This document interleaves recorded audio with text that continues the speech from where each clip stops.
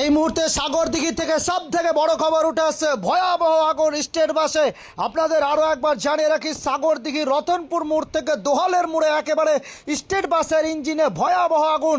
জানা যাচ্ছে স্টেট বাসটি বহরমপুর থেকে জঙ্গিপুরের দিকে যাচ্ছিল, তখনই হঠাৎ ইঞ্জিনে আগুন লেগে যায়। দাউ দাউ করে আগুন জ্বলতে থাকে। স্থানীয় বাসিন্দাদের সহযোগিতায় তড়িঘড়ি যাত্রীদের বাস থেকে নামানো, নিরাপত্তা দ্রুত সরিয়ে আনা হয়েছে।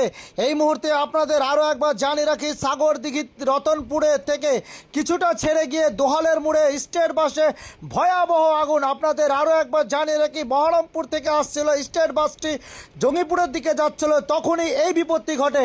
জানা যায় ইঞ্জিনে আগুন লাগার ফলে দাউ দাউ করে জ্বলতে থাকে। ভয়াবহ আগুন সাগরদিঘিতে স্টেট বাসে।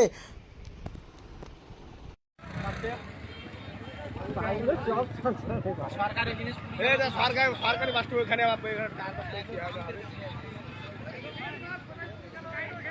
পুড়িয়ে গেল গোটা গাড়িটা সামনে টানতে বলে দাদা